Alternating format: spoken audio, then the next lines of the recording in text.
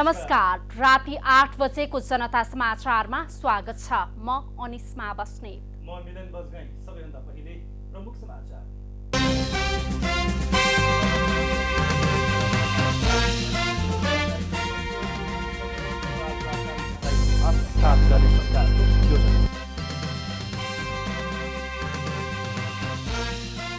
सरकारको नीति तथा कार्यक्रममाथि विभिन्न दलका नेताहरूको मिश्रित प्रतिक्रिया। नीति तथा कार्यक्रम कार्यान्वयन हुने कुरामा आशंका।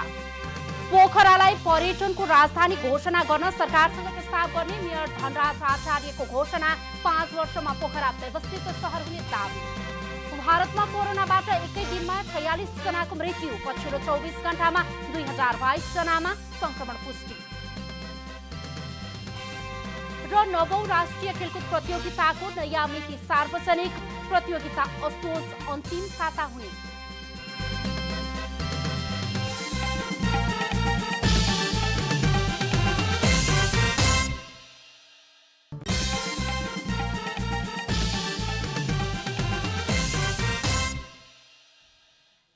अब पूरा समाचार। सरकारले आगामी आर्थिक वर्षदेखि देशभरका माध्यमिक तहका सामुदायिक विद्यालय र सामुदायिक अस्पतालमा इन्टरनेटको न्यूनतम शुल्कमा 50% सहुलियत उपलब्ध गराउने भएको छ। सरकारले नीति तथा कार्यक्रममा राज्यका आधारभूत तहमा महिला र दलितको समानुपातिक प्रतिनिधित्व सुनिश्चित गर्ने उल्लेख गरेको छ। मंगलबार राष्ट्रपति विद्यादेवी भण्डारीले संसदमा आर्थिक वर्ष 2079-80 को नीति तथा कार्यक्रम प्रस्तुत गर्नुहुँदै ग्रामीण दूरसञ्चार प्रविधि कोषको उपयोग गरी आगामी आर्थिक वर्षदेखि देशभरका माध्यमिक तहका सामुदायिक विद्यालय र सामुदायिक अस्पतालमा इन्टरनेटको न्यूनतम शुल्कमा 50% सहुलियत उपलब्ध गराउने बताउनु भएको हो। उहाँले आगामी वर्ष साथै प्रदेशका कम्तीमा 100 माध्यमिक तहका सामुदायिक विद्यालयहरूमा छानिएका विषयहरूमा समान गुणस्तरको शिक्षा उपलब्ध गराउन सूचना प्रविधिको प्रयोग गर्ने पनि बताउनुभयो। राष्ट्रपति भण्डारीले दुर्गम क्षेत्रका अस्पतालमा गुणस्तरीय टेलिमेडिसन सेवा उपलब्ध गराउन आवश्यक प्रविधिको व्यवस्था गरिने पनि बताउनुभयो। त्यसैगरी सरकारले राज्यका आधारभूत तहमा महिला र दलितको समानुपातिक प्रतिनिधित्व सुनिश्चित गर्ने बताएको छ। राष्ट्रपति भण्डारीले राष्ट्रपति महिला उत्थान कार्यक्रमलाई प्रभावकारी बनाइने, महिला र लैङ्गिक तथा यौनिक अल्पसंख्यक विरुद्ध हुने सबै प्रकारका हिंसा, शोषण, दुर्व्यवहार र भेदभाव अन्त्य गरी लैङ्गिक उत्तरदायी शासन प्रणालीलाई संस्थागत गर्ने नीति लिने बताउनुभयो। राष्ट्रपति भण्डारीले बाल न्याय प्रणालीलाई प्रभावकारी बनाउँदै थप बाल सुधार गृह निर्माण तथा मौजुदा बाल सुधार गृहको भौतिक पूर्वाधार सुदृढ गर्ने बताउनुभयो। उहाँले ज्येष्ठ नागरिक र अपाङ्गता भएका व्यक्तिहरूको संरक्षण गरिने बताउनुभयो। ज्येष्ठ नागरिकको अधिकार संरक्षण र कल्याणकारी कार्यक्रम सञ्चालन गर्न राष्ट्रिय ज्येष्ठ नागरिक नीति तर्जुमा गर्ने, अपाङ्गता भएका व्यक्तिको संरक्षण र आत्मनिर्भरताका लागि शिक्षा प्रविधि र सिपमा पहुँच वृद्धि गर्ने पनि बताउनुभयो। सरकारले आर्थिक वर्ष 2079-80 को नीति तथा कार्यक्रमले समुन्नत नेपालको आकांक्षालाई पूर्ण रूपमा आत्मसात गरेको दावी गरेको छ। नीति तथा कार्यक्रमको कार्यान्वयनबाट कृषि, उद्योग र सेवा क्षेत्रको उत्पादकत्व वृद्धि भई सफल अर्थतन्त्र निर्माण गर्न योगदान पुग्ने सरकारले विश्वास लिएको छ। सरकारले आर्थिक वर्ष 2079-80 को नीति तथा कार्यक्रममा नेपाली उत्पादन तथा उपभोग अभिवृद्धि अभियान दशक घोषणादेखि सबै प्रकारका अपराध नियन्त्रण गर्न सुरक्षा निकायलाई सक्षम बनाउने योजना समेटेको छ। सरकारका तर्फबाट मंगलबार संघीय संसदको संयुक्त बैठकमा राष्ट्रपति विद्यादेवी भण्डारीले प्रस्तुत गर्नुभएको आर्थिक वर्ष 2079-80 को नीति तथा कार्यक्रममा नेपाली उत्पादनको बजार विस्तार र उपभोग वृद्धिका लागि नेपाली उत्पादन तथा उपभोग अभिवृद्धि अभियान दशक घोषणा गर्ने र त्यही अनुसार कार्यक्रम सञ्चालन गरिने जनाएको छ। सरकारले खाना पकाउने ग्यासको विस्थापनका लागि विद्युतको महसुल दरमा पुनरावलोकन गर्ने भएको छ। यस्तै सरकारले स्वच्छ एवं नवीकरणीय ऊर्जा स्रोत र ऊर्जा दक्ष प्रविधिको प्रवर्धन तथा विस्तार गर्न हरित जलवायु कोष लगायत अन्तर्राष्ट्रिय संस्थाबाट प्राप्त हुने वित्तीय स्रोत परिचालन गरिने जनाएको छ। साथै सरकारले विद्युतीय प्रणालीबाट सञ्चालन भएका व्यावसायिक रूपमा चलिरहेका सामाजिक सञ्जाललाई कानुन र करको दायरामा ल्याउने भएको छ। सरकारले शैक्षिक सुधार कार्यक्रमलाई परिमार्जन गरी शैक्षिक गुणस्तर वृद्धि, भौतिक पूर्वाधार विकास र अतिरिक्त क्रियाकलाप सञ्चालन गर्ने जनाएको छ। सरकारले दिवा खाजा कार्यक्रमलाई कक्षा 8 सम्म विस्तार गर्ने घोषणा समेत गरेको छ। अदालतले दिएको आदेश र फैसला कार्यान्वयनमा सरकारले प्राथमिकता दिने नीति तथा कार्यक्रममा उल्लेख छ। न्याय प्रणालीलाई छिटो, छरितो र पारदर्शी बनाउन विद्युतीय प्रविधि प्रयोगमा ल्याउने र नागरिकको न्यायमा पहुँच बढाउने जनाइएको छ। सबै प्रकारका अपराध नियन्त्रण गर्न सुरक्षा निकायको क्षमता अभिवृद्धि गर्ने नीति लिएको छ। सशस्त्र प्रहरीका लागि आवश्यकता अनुसार आवास र बीओपी स्थापना गर्ने सरकारले जनाएको छ। आतंकवाद, विद्युतीय अपराध, लागु औषध लगायतका सबै प्रकारका अपराध नियन्त्रण गर्न सुरक्षा निकायलाई सक्षम बनाइने र अन्तर्राष्ट्रिय तथा अन्तर्देशीय अपराध नियन्त्रण र त्यस्ता अपराधमा हुने लगानीलाई निरुत्साहित गरिने नीति तथा कार्यक्रममा उल्लेख छ। सरकारले कृषिलाई आर्थिक वृद्धि र रोजगारीको प्रमुख सम्भागका रूपमा विकास गर्ने जनाएको छ। कृषिमा सूचना प्रविधिको प्रयोग बढाइने र आगामी वर्ष 22,000 हेक्टर जमिनमा सिँचाइ पुर्याउने सरकारको लक्ष्य रहेको छ। त्यस्तै लुम्बिनी, पशुपति र जनकपुरलाई धार्मिक पर्यटन केन्द्रका रूपमा विकास गरिने नीति तथा कार्यक्रममा उल्लेख छ। सरकारले 5 वर्षभित्र पूर्व पश्चिम राजमार्गलाई 4 लेनको बनाइने लक्ष्य राखेको छ। 2087 सालभित्र दिगो विकासको लक्ष्य प्राप्त गर्ने सरकारको नीति तथा कार्यक्रममा उल्लेख छ। वित्त र मौद्रिक नीतिको संयोजनबाट आर्थिक वृद्धि र स्थायित्व हासिल गरिने र 3 तहको बजेट कार्यान्वयनमा वित्तीय अनुशासन कायम गरिने जनाइएको छ। त्यस्तै उत्पादनशील र रोजगारीमूलक क्षेत्रमा कर्जा सहज बनाइने नीति तथा कार्यक्रममा उल्लेख छ। सरकारले मङ्गलबार संसदमा प्रस्तुत गरेको नीति तथा कार्यक्रमका आधारमा आगामी जेठ 15 गते संसदमा बजेट पेश हुनेछ। जनता टेलिभिजनका लागि महेश कठायत, काठमाडौँ। सरकारले भूमिहीन तथा सुकुम्बासीको समस्या 2 वर्षभित्र समाधान गर्ने भएको छ। मङ्गलबार राष्ट्रपति विद्यादेवी भण्डारीले संसदमा आर्थिक वर्ष 2079-80 को नीति तथा कार्यक्रम प्रस्तुत गर्नुहुँदै भूमिहीन, सुकुम्बासी र अव्यवस्थित बसोबासीको समस्या 2 वर्षभित्र समाधान गरिने बताउनु भएको हो। उहाँले पुनर्स्थापना हुन बाँकी मुक्त कमैयाहरूका लागि रोजगारी र क्षमता विकासको कार्यक्रम सञ्चालन गरिने पनि बताउनु भएको छ। राष्ट्रपति भण्डारीले राष्ट्रिय निकुञ्जको छेउछाउ तथा नदी किनाराका विपन्नका लागि लक्षित गरेर कार्यक्रम सञ्चालन गरिएको बताउनु भएको छ। उहाँले विशिष्टकृत संस्थाबाट मात्र घर जग्गा कारोबार गर्ने व्यवस्था मिलाइने बताउनुभयो। सरकारले आगामी आर्थिक वर्ष 2079-80 को बजेटमा कृषि क्षेत्रलाई विशेष व्यवस्था गरिने बताएको छ। मङ्गलबार संघीय सभाको संयुक्त सभालाई सम्बोधन गर्दै राष्ट्रपति विद्यादेवी भण्डारीले आगामी आर्थिक वर्ष 2079-80 को बजेटमा कृषि क्षेत्रलाई विशेष व्यवस्था गरिने बताउनु भएको हो। राष्ट्रपति भण्डारीले नेपालमा सबैभन्दा धेरै आयात हुने धान, मकै, आलु, प्याज, ओखर जस्ता बालीको आयात विस्थापन गर्ने गरी स्वदेशमै उत्पादन गर्न विशेष कार्यक्रम अघि बढाइने बताउनुभयो। त्यसैगरी राष्ट्रिय योजना आयोगबाट सिफारिस नभएका आयोजनाहरूमा बजेट विनियोजन नहुने नीति तथा कार्यक्रममा उल्लेख गरिएको छ। सरकारले संसदमा विचाराधीन नागरिकता विधेयकलाई सबै दलको सहमतिमा छिट्टै टुङ्गोमा पुर्याउने आश्वासन दिएको छ। राष्ट्रपति विद्यादेवी भण्डारीले सरकारको आगामी आर्थिक वर्षका नीति तथा कार्यक्रम प्रस्तुत गर्दै संसदमा विचाराधीन नागरिकता विधेयकलाई सबै दलको सहमतिमा छिट्टै टुङ्गोमा पुर्याइने बताउनु भएको हो। राष्ट्रिय परिचय पत्रलाई तदारुकताका साथ वितरण गर्ने योजना पनि नीति तथा कार्यक्रममा उल्लेख गरिएको छ। व्यक्तिगत घटना दर्ताको कामलाई विद्युतीय प्रणालीमा आबद्ध गरी त्यसलाई वडा स्तरसम्म विस्तार गर्ने पनि सरकारको नीति तथा कार्यक्रममा समावेश गरिएको छ। त्यसैगरी प्रधानमन्त्री शेरबहादुर देउवाको गृह जिल्ला डडेलधुरामा मेडिकल कलेज सञ्चालन हुने भएको छ। आगामी आर्थिक वर्षको नीति तथा कार्यक्रममा सुदूरपश्चिम विश्वविद्यालयको सहकार्यमा डडेलधुरामा मेडिकल कलेज सञ्चालन गर्ने उल्लेख गरिएको हो। त्यसैगरी सबै प्रदेशमा कम्तीमा 2-2वटा मेडिकल कलेज स्थापना गर्ने पनि नीति तथा कार्यक्रममा समावेश गरिएको छ। कृष्ण प्रसाद भट्टराई आम सञ्चार प्रशिक्षण प्रतिष्ठान सञ्चालनमा आउने भएको छ। आम सञ्चारको क्षेत्रमा कार्यरत जनशक्तिको क्षमता विकास गर्न कृष्ण प्रसाद भट्टराई आम सञ्चार प्रशिक्षण प्रतिष्ठान सञ्चालनमा ल्याइने बताइएको छ। त्यस्तै हुलाक सेवालाई आधुनिक, प्रतिस्पर्धी र व्यावसायिक बनाइने सरकारको नीति तथा कार्यक्रममा उल्लेख गरिएको छ। नेपाललाई विदेशी चलचित्र छायाङ्कनका लागि आकर्षक स्थलको रूपमा विकास गर्न प्रवर्तन गरिने पनि उल्लेख गरिएको छ।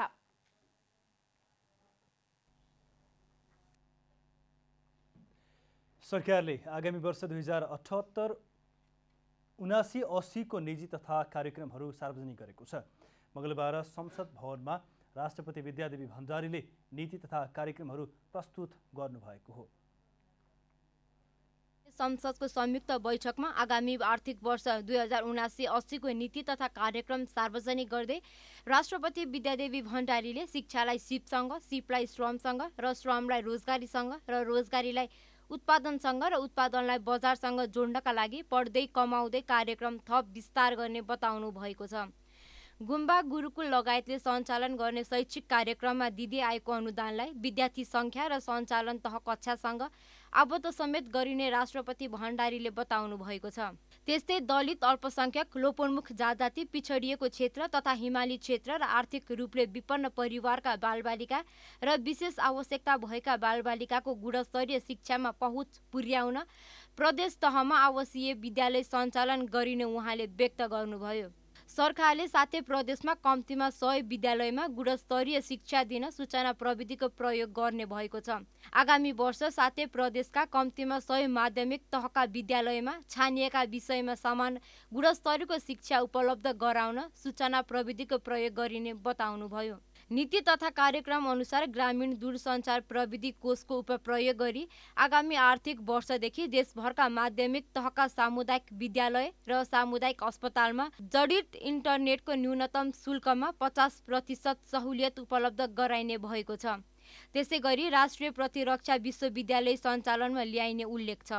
शिक्षालाई आधुनिक प्रणालीसँग आबद्ध गर्न कानुनी व्यवस्था गरिने उहाँले बताउनुभयो। यस्तै उहाँले कक्षा 9 देखि विश्वविद्यालय तहसम्मको पाठ्यक्रम निर्माण गरी प्राविधिक तथा व्यावसायिक विषयलाई समावेश गरिने समेत बताउनुभयो। दूरसञ्चार विकास कोष प्रयोग गरी माध्यमिक तहका सामुदायिक विद्यालय र सामुदायिक अस्पतालमा जडित इन्टरनेटको न्यूनतम शुल्कमा 50% सहुलियत उपलब्ध समेत गराउने उहाँले बताउनुभयो। सरकारले आगामी आर्थिक वर्षदेखि प्रदेश स्थानीय तहको सहकार्यमा सामुदायिक माध्यमिक विद्यालयमा स्वास्थ्य परिचारिकाको व्यवस्था गर्ने भएको छ। सरकारले आगामी 2 वर्षभित्र भूमिहीनका समस्या समाधान गर्ने भएको छ। नेपाल सरकारले आगामी वर्षमा प्रत्येक नागरिकको स्वास्थ्य अभिलेख गर्न सबै अस्पतालमा एकीकृत विद्युतीय स्वास्थ्य सूचना प्रणाली लागू गरी डिजिटल स्वास्थ्य कार्यक्रम कार्यान्वयन गर्ने तयारी गरेको छ। सङ्घीय संसदको संयुक्त बैठकमा राष्ट्रपति भण्डारीले आगामी वर्षका लागि नीति तथा कार्यक्रम प्रस्तुत गर्दै स्वास्थ्य क्षेत्रलाई सबल बनाउनु पर्नेमा जोड दिनुभयो। ज्येष्ठ नागरिकको स्वास्थ्य सेवा सुनिश्चित गर्ने, प्रत्येक नागरिकको स्वास्थ्य रेकर्ड व्यवस्थित गर्न, सबै अस्पतालहरूमा विद्युतीय स्वास्थ्य सूचना प्रणाली लागू गर्ने र स्वास्थ्य संस्थामा हुने सबै मृत्युको अनिवार्य अडिट गर्ने कार्यक्रम अगाडि बढाउने बताउनुभयो। महिलाको स्वास्थ्यलाई मध्यनजर गर्दै महिलामा हुने पाठेघरको मुखको क्यान्सरको निःशुल्क स्क्रिनिङ सेवा सुरु गर्ने, किशोरीहरूलाई पाठेघरको मुखको क्यान्सर विरुद्धको खोप दिने, दुर्गम क्षेत्रमा भएमा गर्भवती महिला र सुत्केरीलाई हवाई माध्यमको व्यवस्थालाई विस्तार गरिनेछ। स्वदेशी औषधि उद्योगहरूलाई प्राथमिकतामा राख्दै अत्यावश्यक औषधिहरू स्वदेशमै उत्पादन गर्ने सरकारको स्वामित्वमा रहेको नेपाल औषधि लिमिटेडको उत्पादन क्षमता अभिवृद्धि गर्ने सरकारको नीति रहेको छ। शारीरिक तथा मानसिक अपाङ्गता भएका व्यक्तिलाई मध्यनजर गर्दै प्रत्येक प्रदेशमा सुधार केन्द्र तथा प्रशामक केन्द्र स्थापना गरिनेछ। नसर्ने रोगको रोकथाम तथा नियन्त्रणमा विशेष ध्यान दिने र सोही अनुरूप कार्ययोजना कार्यान्वयन गर्ने, सडक दुर्घटना न्यूनीकरण र आत्महत्या रोकथामका लागि विशेष कार्यक्रम लागू गर्ने सरकारले नीति बनाएको छ। यस्तै स्वास्थ्य बिमा कार्यक्रमलाई थप व्यवस्थित र प्रभावकारी बनाउने सरकारको नीति रहेको छ।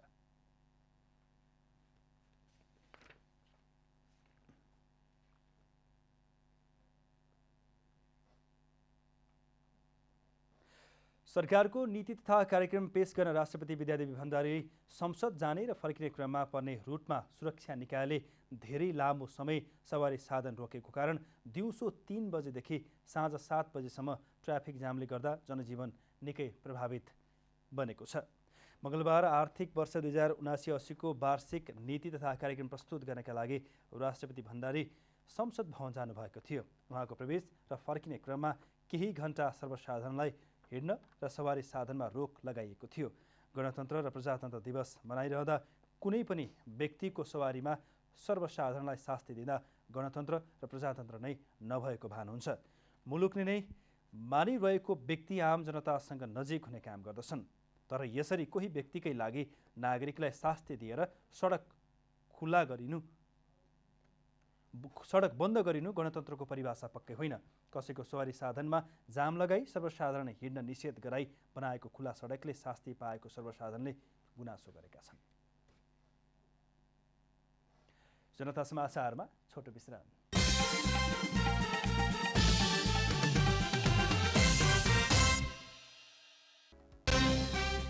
राष्ट्रपति विद्यादेवी भण्डारीद्वारा सरकारको आगामी आर्थिक वर्षको नीति तथा कार्यक्रम प्रस्तुत।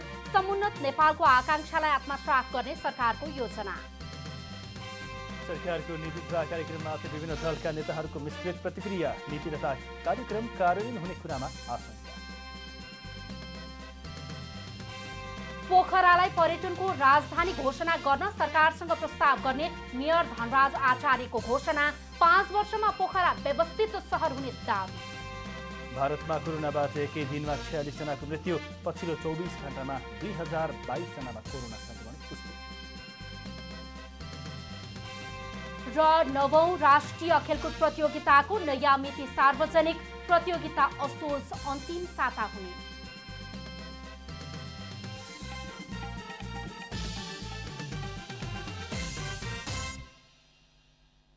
जनता समाचारमा अब थप समाचार। उद्योग वाणिज्य तथा आपूर्ति मन्त्री दिलेन्द्र प्रसाद बडुले सरकारले नेपाल आयल निगमलाई पेट्रोलियम पदार्थको मूल्य घटाउन भन्न नसक्ने अवस्था नरहेको बताउनु भएको छ।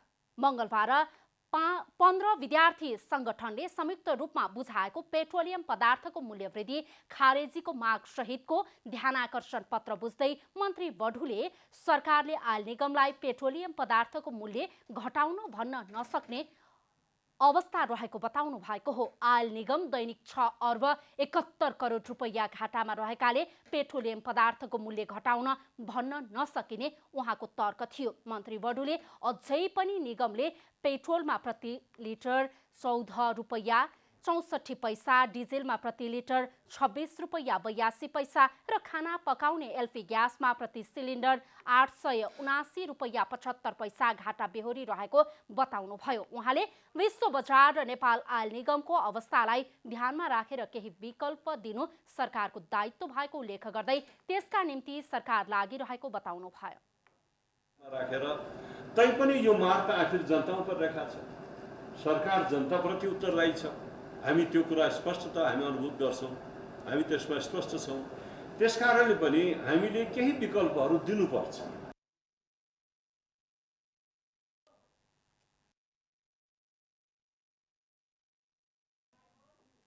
मन्त्री बडुलाई मन्त्रालयमै पुगेर 15 विद्यार्थी संगठनका प्रतिनिधिहरूले ध्यानाकर्षण पत्र दिँदै पेट्रोलियम पदार्थ र ग्यासमा गरिएको अत्याधिक मूल्य वृद्धि पूर्ण खारेजीको माग गरेका छन्। त्यसैगरी मन्त्रालय र संयुक्त विद्यार्थी संगठन बीच विगतमा भएको सहमति कार्यान्वयन गरी एलपी ग्यास र मट्टीतेलमा विद्यार्थीहरूलाई सहुलियत दिनुपर्ने उनीहरूको माग रहेको छ।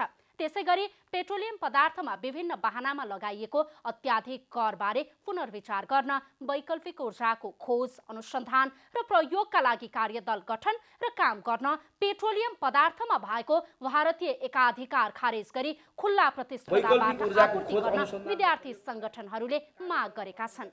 काम गर्न माग गर्दछौँ। पेट्रोलियम पदार्थमा भएको भारतीय एकाधिकार खारेज गरी खुल्ला प्रतिस्पर्धाबाट आपूर्ति गर्नका निम्ति माग गर्दछौँ। विद्यार्थी संगठनहरूले पेट्रोलियम पदार्थको कच्चा तेल प्रशोधन केन्द्र स्थापना गरी अन्य लाभ लिन र नेपाल सरकारको स्वामित्वमा रहेको नेपाल आयल निगमलाई निजीकरण गर्ने गरी गरिएको चलखेल खारेजीको समेत माग गरेका छन्। भरतपुर महानगरपालिकाको नवनिर्वाचित मेयर रेणु दाहालले अबको कार्यकालमा महानगरपालिकामा बेरोजगारी अन्त्य गर्ने घोषणा गर्नुभएको छ। भरतपुर महानगरपालिकाको मेयरमा जित निकालेसँगै मेयर दाहालले अबको 5 वर्ष आफ्नो लागि अन्तिम कार्यकाल भएकाले अब शिक्षा, स्वास्थ्य र पूर्वाधारको क्षेत्रमा जोड दिने बताउनु भएको हो। उहाँले अबको 5 वर्षमा भरतपुर महानगरपालिकामा बेरोजगार अन्त्य गर्नका लागि रोजगार बैंक स्थापना गर्ने, उद्योग ग्राम स्थापना गर्ने र उद्यमशीलताको विकास गरेर रोजगारी प्रवर्धन गर्ने कुरालाई विशेष प्राथमिकतामा राखेको बताउनुभयो। मेयर दाहालले महानगरपालिकाको ढल व्यवस्थापनको लागि गुरु योजना तयार गरेर काम गर्ने, नारायणी नदीको पुलको पुनर्निर्माणलाई अघि बढाउने पनि उद्घोष गर्नुभएको छ। उहाँले भरतपुर महानगरपालिकालाई देशकै हेर्न र गर्व गर्न लायक नमुना स्मार्ट सिटीको संकल्प पूरा गर्ने गौरवका आयोजनाहरू जस्तै सिटी हल, प्रशासनिक भवन, 5 अर्ब बराबरको नारायणी तटबन्ध अन्तर्राष्ट्रिय क्रिकेट रङ्गशाला, महानगरीय रिङ रोडको योजनालाई सम्पन्न गर्ने कुरा पहिलो प्राथमिकतामा राख्ने बताउनुभयो। सबै चिजहरू जनताका मनोविज्ञानहरू, यहाँका जनताका भावनाहरू, सबै चिजहरू हामीलाई राम्रो अनुभव 5 वर्षमा राम्रो अनुभव हामीले प्राप्त गर्यौं र त्यो अनुभवका आधारमा अबको 5 वर्ष यो अन्तिम कार्यकाल हो मेरो। यो चाहिँ स्थानीय तहको अब एउटा नेतृत्व प्रमुखको हिसाबले मेरो अन्तिम पटकका लागि जो मैले अवसर पाएको छु, यो अवसरलाई मैले 1 सेकेन्ड पनि खेर नफालेर दिलो ज्यानले आफ्नो क्षमताले भ्याएसम्म मैले जनतालाई निराश हुन दिने छैन।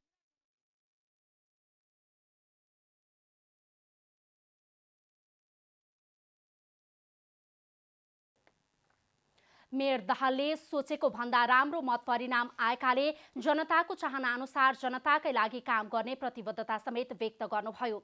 निर्वाचनको मत परिणाम अनुसार दाहालले 52,030 मत प्राप्त गर्नुभएको थियो भने उहाँका प्रतिस्पर्धी सुवेदीले 39,581 मत प्राप्त गर्नुभएको छ। दुई जना बीचको मतान्तर 12,449 रहेको छ। पोखरा महानगरपालिकाका मेयर धनराज आचार्यले पोखरालाई पर्यटनको राजधानी घोषणा गर्न सरकारसँग औपचारिक प्रस्ताव गर्ने बताउनु भएको छ। पोखरा महानगरपालिकाको मेयरमा सत्ता गठबन्धनको तर्फबाट नेकपा एकीकृत समाजवादीका उम्मेद्वार बन्नुभएका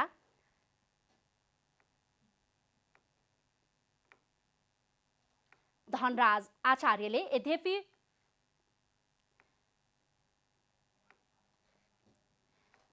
उहाँले शपथ ग्रहण पछिको पहिलो निर्णय जन्मेदेखि मृत्युसम्मका रजिस्ट्रेसन गर्नुपर्ने कुराहरूलाई 6 महिनाको समयावधिभित्र निःशुल्क बनाउने निर्णय गर्ने घोषणा गर्नुभएको छ। उहाँले शपथ ग्रहणको दिन पहिलो निर्णयका रूपमा पोखरालाई पर्यटनको राजधानी घोषणा गर्न सरकारसँग औपचारिक प्रस्ताव गर्ने पनि जानकारी दिनुभयो। अगाडि बढाउँछौँ। भोलि पहिलो निर्णयका हिसाबले चाहिँ हामीले जन्मदेखि मृत्युसम्मका हाम्रा जति पनि रजिस्ट्रेसन गर्नुपर्ने कुराहरू छन् त्यसका लागि चाहिँ 6 महिनाको समयावधिभित्र उहाँहरूले गरिसक्नुपर्ने, त्यसका लागि चाहिँ फ्री अफ कस्टमा निःशुल्क गर्ने गरिकन एउटा निर्णय गर्छौँ। अर्को, पोखरालाई हामी पर्यटनको राजधानी घोषणा गरियोस् भन्नका लागि नेपाल सरकारलाई औपचारिक रूपमा हामी पत्राचार गर्छौँ। आचार्यले 5 वर्षमा पोखरा व्यवस्थित सहर हुने दावी गर्नुभयो। उहाँले 5 वर्षीय कार्यकालमा पोखरालाई सिस्टमबाट चल्ने, सफा र आधुनिक सहर बनाउने बताउनुभयो। अहिले पृथ्वी चोकमा रहेको बस पार्कलाई पोखराको सिटी बस पार्कका रूपमा परिणत गर्ने पनि जानकारी दिनुभएको छ। पोखरा महानगरभित्रका सबै ओडामा साँझ 6 बजेसम्म गाडी चल्ने, आयात प्रतिस्थापन गर्ने उपाय अपनाउने, पोखरेलीहरूको जीवनस्तरलाई सुधार्ने योजना अघि सार्ने, भान्सालाई सस्तो, सुलभ, सफा र हाइजेनिक बनाउने काम आगामी 6 महिनामा नतिजा निस्कने गरी गर्ने कार्ययोजना रहेको बताउनु भएको छ। पोखराको सिटी बस पार्कलाई, अहिलेको पृथ्वी चोकको बस पार्कलाई हामी सिटी बस पार्क बनाएर सबै वडाहरूमा बेलुका 6 बजेसम्म पनि हाम्रा गाडीहरू पुग्ने, होइन, दिनभरिको काम गरेर बेलुका चाहिँ पोखरामा डेरा गरेर बस्नु नपर्ने हिसाबले हामी त्यसको व्यवस्थापन गर्छौँ। अर्को भनेको आयात प्रतिस्थापन गर्नका लागि हामीले सबै खालको उपायहरू अपनाउँछौँ, जसको कारणले गर्दा पोखरेली दाजुभाइ दिदीबहिनीहरूको जीवनस्तरलाई हामी कसरी सजिलो बनाउँछौँ एउटा कुरा। मेयर आचार्यले पोखरामा फोहोर व्यवस्थापन गर्न नसके अन्तर्राष्ट्रिय विमानस्थल नै सञ्चालन हुन नसक्ने स्थितिमा रहेको भन्दै अब फोहोरलाई फरक ढङ्गले व्यवस्थापन गर्ने दावी पनि गर्नुभएको छ। वीरगञ्ज महानगरपालिकाका नवनिर्वाचित मेयर राजेश मान सिंहले वीरगञ्जवासीको दैनिकीसँग जोडिएका समस्याहरू समाधान गर्नु आफ्नो प्राथमिकता भएको बताउनु भएको छ। मंगलबार वीरगञ्ज महानगरपालिकाको मेयरमा औपचारिक रूपमा निर्वाचित भएसँगै सञ्चारकर्मीहरूलाई संक्षिप्त प्रतिक्रिया दिँदै उहाँले वीरगञ्जवासीको दैनिकीमा भएका समस्या समाधान गर्नु आफ्नो पहिलो प्राथमिकता भएको बताउनु भएको हो। उहाँले कर, स्वास्थ्य र शिक्षाको विषयमा विज्ञहरूसँग बसेर छलफल गरी आवश्यक काम गर्ने बताउनु भएको छ। मेयर सिंहले वीरगञ्जमा सरसफाईको चुनौती रहेको उल्लेख गर्दै वर्षातको समयमा पानी जम्ने समस्या समाधान गरिने पनि बताउनुभयो। करको विषयमा होस् हैन, तपाईको स्वास्थ्यको विषयमा होस्, शिक्षाको विषयमा होस्, त्यो विषयमा पनि हामीहरू अगाडि बढ्छौँ। वीरगञ्जको सरसफाई एउटा चुनौतीको रूपमा छ। वीरगञ्जवासीहरूलाई त्यसको दिनु छ। वीरगञ्जवासीलाई जुन चाहिँ अब बर्सातमा चाहिँ जुन छ पानी जम्ने समस्याबाट हैन, यो सब दैनिकीसँग जुडेका कुरोहरूलाई चाहिँ हामीले पहिलो प्राथमिकता दिन्छौँ। महानगरको उपमेयरमा पनि गठबन्धनकै साझा उम्मेद्वार इम्तियाज आलम विजयी हुनु भएको छ।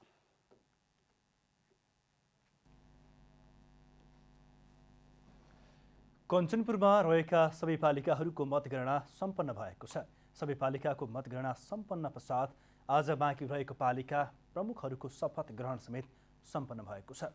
मुख्य निर्वाचन अधिकृत मदन बहादुर धामीले शुक्लाफाटा नगरपालिकाका प्रमुख रणबहादुर महरा, कृष्णपुरा नगरपालिकाका प्रमुख हेमराज ओझा र पुनर्वास नगरपालिकाका प्रमुख तोया प्रसाद शर्मालाई पद तथा गोपनीयताको शपथ गराउनु भएको हो। शुक्लाफाटाका प्रमुख महरा नेकपा एमाले, कृष्णपुरका प्रमुख ओझा र पुनर्वासका प्रमुख शर्मा दुवैजना नेपाली कङ्ग्रेसबाट निर्वाचित हुनुभएको हो। शपथ ग्रहण पश्चात कृष्णपुरका नवनिर्वाचित प्रमुख हेमराज ओझाले कृषि र शिक्षामा आमूल परिवर्तन आवश्यक भएको भन्दै नदी कटान चुनौतीको रूपमा रहेको बताउनु भएको छ।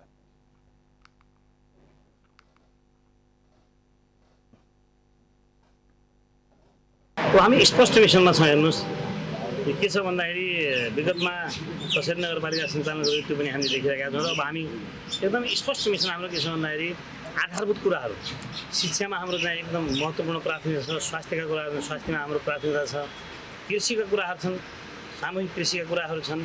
तपाईँ चाहिँ तर ग्रासरुटमा चाहिँ नदी कटानको समस्याहरू छ, बाटोघाटोको समस्या, यसलाई हामीले एकदम सिलसिला ढङ्गले 5 वर्षको यो स्थानीय तह सञ्चालन गरेको पनि हेरेका छौँ। हामी जनताकै बिचमा छौँ र स्पष्ट मिसन र भिजनका साथ समृद्ध कृष्णपुर नगरपालिका बनाउने कुरामा हामी एकदमै प्रतिबद्ध छौँ। शपथ ग्रहण पश्चात शुक्लाफाटा नगरपालिकाका नगर प्रमुख महराले नगरको गुरु योजना बनाएर काम गर्ने, शिक्षा र स्वास्थ्यलाई नयाँ ढङ्गले अगाडि बढाउने बताउनुभयो। चुनाव लड्दै गर्दा पनि हामीले के आफ्ना प्रतिबद्धताहरू व्यक्त गरेका छौँ। त्यसमा मूल रूपमा अब शुक्लाफाटाको नयाँ ढङ्गले विकास गर्नका लागि नगर विकासको नयाँ ढङ्गले गुरु योजना बनाउने भनेका छौँ हामीले एउटा कुरा। त्यस्तै गरी स्वास्थ्यको क्षेत्रमा पनि हामीले त्यहाँ थुप्रै परिवर्तन गर्नुपर्ने कुरा छ। अनि शिक्षाको सन्दर्भमा पनि त्यो पुरानो सिस्टमले अब शिक्षा चल्न सक्दैन, त्यसलाई नयाँ ढङ्गले कसरी लग्ने भन्ने बारेमा शिक्षा क्षेत्रका विज्ञहरूसित छलफल चलाएर नयाँ ढङ्गले अगाडि बढाउने हामीले अभियान चलाउने भनेका छौँ। पुनर्वास नगरपालिकाका नवनिर्वाचित नगर प्रमुख शर्माले पुनर्वास नगरपालिकामा भूमिहीनको समस्या टटकारो रहेको भन्दै भूमिहीनलाई जग्गाको मालिक बनाउने पहिलो प्राथमिकता रहेको बताउनु भएको छ। पहिले चाहिँ त्यो वन्यजन्तुहरूले पनि त्यहाँ लगाएका बालीहरू सब नोक्सान हुन्छ। यसको लागि इलेक्ट्रिक तारहरू जडान गर्नेमा पनि म हेर्ने पहल गर्छु। अन्य अब बाटाघाटा यी कालोपत्रे बनाउने कुराहरू छँदैछ। स्वास्थ्य, शिक्षा, कृषि यसमा पनि सुधार ल्याउनु पर्ने कुराहरू छन्। त्यसमा पनि म प्रयत्न गर्छु, त्यसमा लाग्छु र निरन्तर अब यो विकासको काममा लाग्ने र एउटा पुनर्वास, समृद्धि पुनर्वास, हराभरा पुनर्वास, स्मार्ट नगरपालिका बनाउने। शपथ ग्रहण कार्यक्रममा बोल्दै मुख्य निर्वाचन अधिकृत मदन बहादुर धामीले सबैले पार्टीभन्दा माथि उठेर जनताको सेवामा लाग्न आग्रह गर्दै जनताहरूले फेरि पनि यस प्रकारका जनप्रतिनिधिको अपेक्षा गर्ने वातावरण सृजना गर्न आग्रह गर्नुभयो। सीमानाकामा सहज आवागमन लगायतका माग राख्दै कञ्चनपुर उद्योग वाणिज्य सङ्घको टोलीले भारतको उत्तराखण्ड राज्यका मुख्यमन्त्रीलाई ज्ञापन पत्र बुझाएको छ। सोमबार वाणिज्य सङ्घका अध्यक्ष जङ्गबहादुर मल्ल नेतृत्वको टोलीले उत्तराखण्डका मुख्यमन्त्री धामीलाई भेटेर बनबासा पुलमा 24 घण्टा आवागमन सहज हुनुपर्ने, सीमावर्ती बजार टनकपुर तथा खटिमासम्म नेपाली सवारी साधनलाई आवागमनमा सहज गर्नुपर्ने लगायतका विभिन्न माग राखी ज्ञापन पत्र बुझाएको हो। आपकी बात को हमने ऊपर तक पहुँचाया, ऊपर वार्ता की, और आज जो 7 घंटे होता है इसमें उन्होंने निरंतरता की बात कही है, वो निरंतर बना रहे उसमें और भी जो सुविधा हो सकती है करेंगे। पूर्णागिरी माँ का यहाँ लगने वाला जो मेला है वो मेला उत्तर भारत में एक सबसे बड़े मेलों में से एक है। उसमें निश्चित रूप से नेपाल की सहभागिता भी होगी क्योंकि हमारी धार्मिक परंपराएं एक जैसी हैं, हमारी सांस्कृतिक परंपराएं एक जैसी हैं, हमारे रीति रिवाज एक जैसे हैं, हमारी पूजा पद्धति सब एक जैसा। उक्त ज्ञापन पत्रमा दुधरा चाँदनीमा प्रस्तावित सुक्खा बन्दरगाह सहित जोड्न भारतले आफ्नो भूमिमा सडक, पुल, रेलवे लगायतको संरचना छिटो निर्माणका लागि पहल गर्न र बनबासामा कृषि क्वारेन्टिन स्थापना गर्न पहल गर्न समेत माग गरिएको छ। मुख्यमन्त्री जुन क्षेत्रबाट प्रतिनिधित्व गर्दै हुनुहुन्छ त्यो क्षेत्र हाम्रो कञ्चनपुरसँग एकदम सटिएको र जोडिएको ठाउँ हो। त्यसकारणले यस क्षेत्रको धार्मिक परिवर्तन गर्नुपर्छ भन्ने उद्देश्यले हाम्रो सीमावर्ती क्षेत्रको रहेको 2टा बजारमा कमसेकम गट्टाचौकी नाकाबाट भएर आउने नेपाली निजी सवारी साधनले निर्विवाद रूपमा जान पाउनुपर्छ। त्यो पूर्णागिरी मन्दिरसम्म होस् या खटिमाको बजारसम्म होस्। ज्ञापन पत्र बुझाउँदै वाणिज्य सङ्घका अध्यक्ष मल्लले नेपालमा कृषि क्वारेन्टिन नहुँदा भारतबाट विषादयुक्त तरकारी नेपाल भित्रिने र यसले मानव स्वास्थ्यमा गम्भीर असर गर्न सक्ने भन्दै व्यवसायीहरूले कृषि क्वारेन्टिन स्थापना हुनुपर्नेमा जोड दिएका छन्। अब आर्थिक समाचार।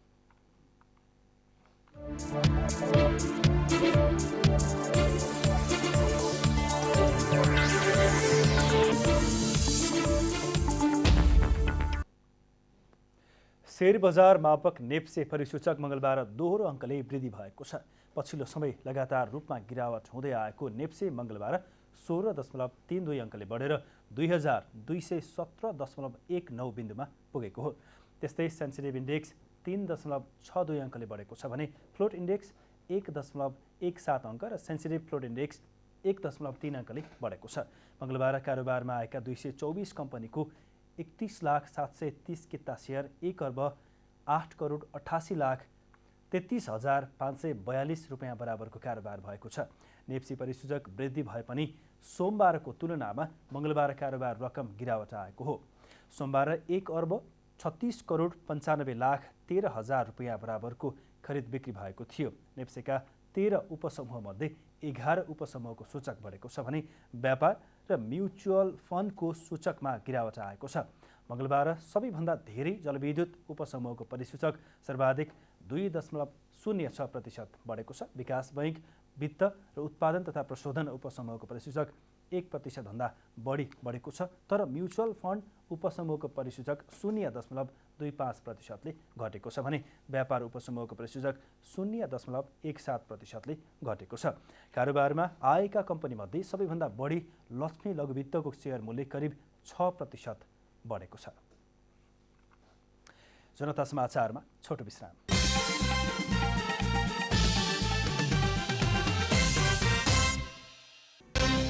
राष्ट्रपति विद्यादेवी भण्डारीद्वारा सरकारको आगामी वर्षको नीति तथा कार्यक्रम प्रस्तुत। समुन्नत नेपालको आकांक्षालाई आत्मसात गर्ने सरकारको योजना। सरकारको नीति तथा कार्यक्रममाथि विभिन्न दलका नेताहरूको मिश्रित प्रतिक्रिया। नीति तथा कार्यक्रम कार्यान्वयन हुने कुरामा आशंका। पोखरालाई पर्यटनको राजधानी घोषणा गर्न सरकारसँग प्रस्ताव गर्ने मेयर धनराज आचार्यको घोषणा। 5 वर्षमा पोखरा व्यवस्थित सहर हुने दावी। भारतमा कोरोनाबाट एकै दिनमा 46 जनाको मृत्यु। पछिल्लो 24 घण्टामा 2022 जनामा कोरोना संक्रमण पुष्टि। र 9औं राष्ट्रिय खेलकुद प्रतियोगिताको नयाँ मिति सार्वजनिक। प्रतियोगिता असोज अन्तिम साता हुने।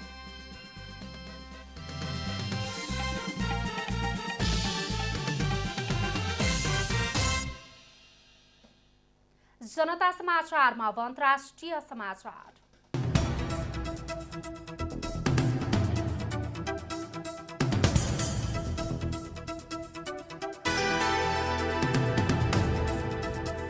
भारतमा कोरोनाबाट एकै दिनमा 46 जनाको मृत्यु भएको छ। भारतमा पछिल्लो 24 घण्टामा 2022 जनामा कोरोना संक्रमण देखिएको हो।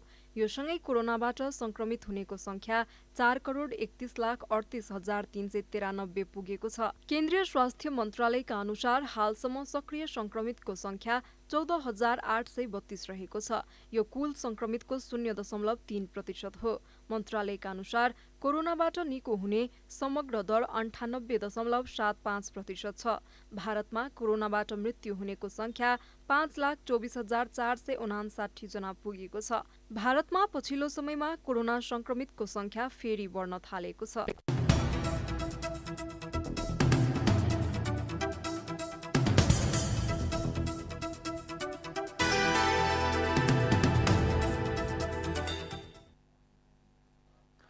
अब खेलकुद समाचार।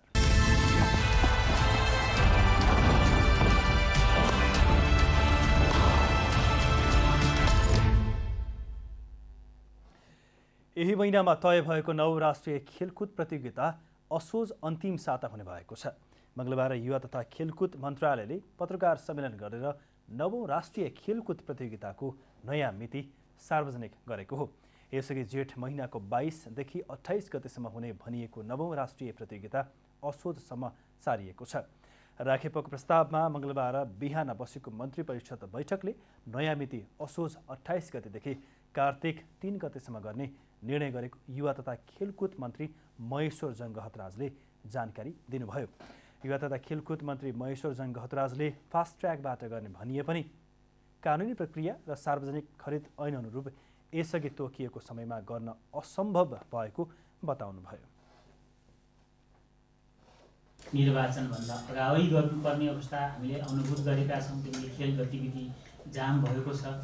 त्यस्तै गरेर अब हामीले यति ठुलो तयारी भइसक्यो, बजेट सुनिश्चित भइसकेको अवस्था छ, धेरै तयारी भइसकेको अवस्था छ। खेलाडीहरू नै राष्ट्रिय गेम सबैभन्दा बढी पर्खिरहेको, त्यसलाई नजिकबाट निहालिरहेको अवस्था छ। यो सबै कुरालाई ध्यान दिएर यो राष्ट्रिय गेम मैले फेरि पनि दोहोऱ्याउँछु, असोज 28देखि कार्तिकको 3 गतेसम्म गर्ने गरी निर्णय भएको छ। नवराष्ट्रिय खेलकुदमा 60 करोडभन्दा धेरै खर्च नगर्न अर्थ मन्त्रालयले निर्देशन दिइसकेको पत्रकार सम्मेलनमा जानकारी दिएको छ। कोभिड-19 महामारीका कारण 2 वर्ष ढिलो भइसकेको नवौं राष्ट्रिय खेलकुद जेठ 22 गतेदेखि 28 गतेसम्म गण्डकीको पोखरामा हुने तय भइसकेको थियो। तर प्रतियोगिता सुरु हुन केही दिन मात्रै बाँकी रहँदा कुनै पनि कमिटी बनि नसकेको र टेन्डर आह्वानका लागि आवश्यक 35 दिनको समय सीमा पनि नपुग्ने भएकाले प्रतियोगिता सर्ने करिब निश्चित थियो। यस्तै नवौं राष्ट्रिय खेलकुदका लागि यसअघि नै लोगो, मस्कट र नारा समेत सार्वजनिक भइसकेका छन् भने 38 खेलमा प्रतिस्पर्धा गराउने समेत निर्णय यसअघि भइसकेको थियो। बहराइनमा आयोजना हुने एएफसी अन्डर 17 एसियन कप छनौट खेलका लागि मंगलबार एएफसीले तालिका सार्वजनिक गरेको छ। एएफसीले मंगलबार सार्वजनिक गरेको तालिका अनुसार नेपाल समूह एफमा रहेको छ। 4 टोली रहेको समूहमा नेपालसहित थाइल्यान्ड, भियतनाम, चाइनिज ताइपे रहेका छन्। एएफसीले जारी गरेको तालिका अनुसार नेपाल सम्मिलित समूहका छनौट खेल भियतनाममा अक्टोबर 1 देखि 9 सम्म हुने तालिका रहेको छ। सिंगल राउन्ड रोबिनको आधारमा हुने खेलको समूह विजेताले बहराइनमा आयोजना हुने एसियन कपमा स्थान बनाउनेछन्। एएफसीले छनौट खेल्न लागेका एसियाली 44 राष्ट्रलाई 10 समूहमा विभाजन गरेर मंगलबार तालिका सार्वजनिक गरेको हो। 10 समूह अन्तर्गत समूह डीसम्म 5 टोली रहेका छन्। यस्तै अन्य समूहमा 4 टोली समावेश गरिएको छ। एसियाली पावर हाउस समूह एमा अटाएको छ भने छिमेकी भारत समूह डीमा समावेश छ। दक्षिण एसियाली राष्ट्र मालदिभ्स पनि समूह डीमा नै रहेको छ। यस्तै भुटान र बङ्गलादेश समूह ईमा छन् भने श्रीलङ्का समूह जेमा समावेश भएको छ। हरेक समूहको विजेताले बहराइनको यात्रा तय गर्नेछ। यस्तै समूहको दोस्रो हुने उत्कृष्ट 5 टोलीले समेत एसियन कप खेल्नेछन्।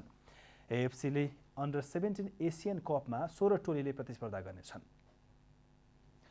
अन्त्यमा आजको डायरी। सरकारले आर्थिक वर्ष 2079-80 को नीति तथा कार्यक्रमले समुन्नत नेपालको आकांक्षालाई पूर्ण रूपमा आत्मसात गरेको दावी गरेको छ। नीति तथा कार्यक्रमको कार्यान्वयनबाट कृषि, उद्योग र सेवा क्षेत्रको उत्पादकत्व वृद्धि भई सफल अर्थतन्त्र निर्माण गर्न योगदान पुग्ने सरकारले विश्वास लिएको छ। सरकारले संसदमा विचाराधीन नागरिकता विधेयकलाई सबै दलको सहमतिमा छिट्टै टुङ्गोमा पुर्याउने आश्वासन दिएको छ। राष्ट्रपति विद्यादेवी भण्डारीले सरकारको आगामी आर्थिक वर्षका नीति तथा कार्यक्रम प्रस्तुत गर्दै संसदमा विचाराधीन नागरिकता विधेयकलाई सबै दलको सहमतिमा छिट्टै टुङ्गोमा पुर्याउने बताउनुभयो।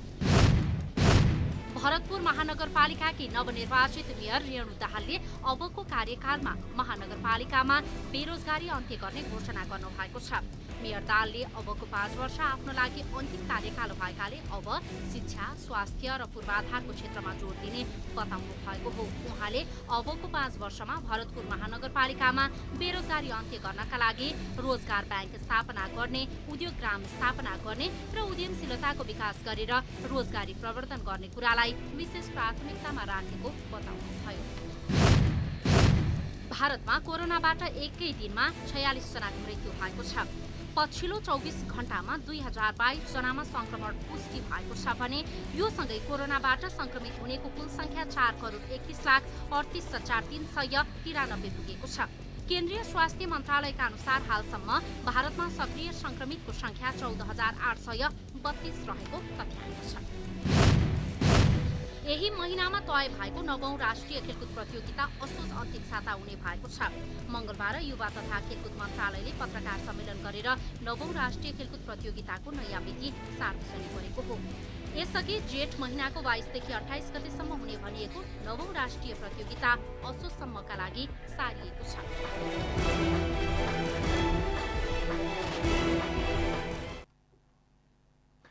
जनता समाचार अहिलेलाई यति नै। जनताद्वारा जनताका लागि प्रसारित जनता टेलिभिजनका कार्यक्रमहरू युट्युब, ट्विटर, फेसबुक र हाम्रो वेबसाइट जनतासमाचार.com मा पनि पढ्न र हेर्न सक्नुहुनेछ। नमस्कार।